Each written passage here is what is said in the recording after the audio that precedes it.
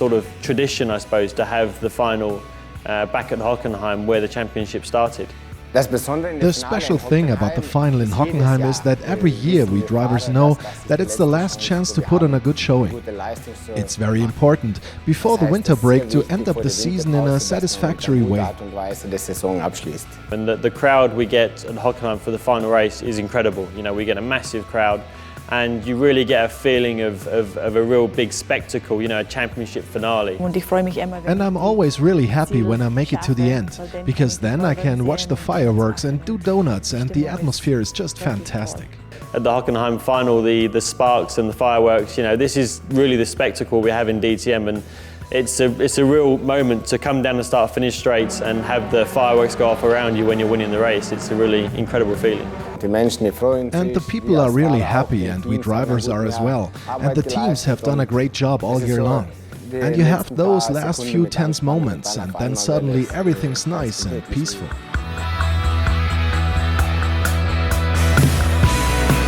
Hier sieht man schön Kurve 1, das war das... Here you can clearly see turn 1. You mustn't hit the curb there. That was very important, and I managed it. We really have to give it all we've got, and then brake as late as we can, even though the tires are pretty warm. We have to find the right compromise. Then comes the long straight section. Jetzt kommt es dann zu die lange Gerade.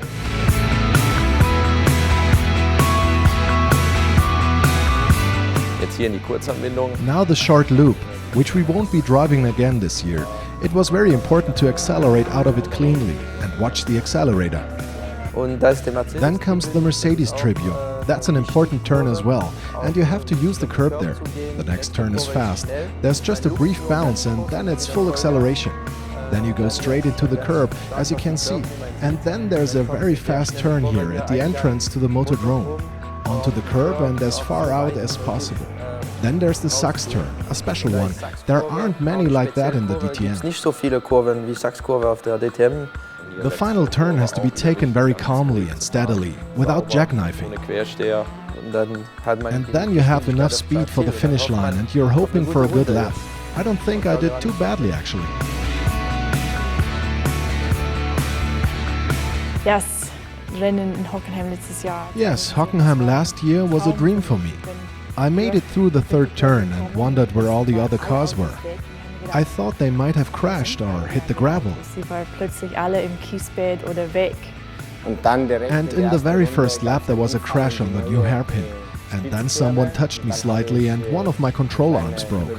And 5 laps later the car was completely undrivable and unfortunately there was a big smash-up. I think we all felt the same. That kind of variation should be left alone. It's more like stock car racing than the DTM. I ended up in 7th place and scored some points, so it was a really good race for me. The other drivers weren't as fortunate. Yes, the final was my only podium placing in the last few years. They were few and far between anyhow, because I had a year-old car. So it was very gratifying. I was so happy that everything had gone well. A podium placing at the top ideally is the best thing that can ever happen to you, and I love watching the videos, like here, with the champagne.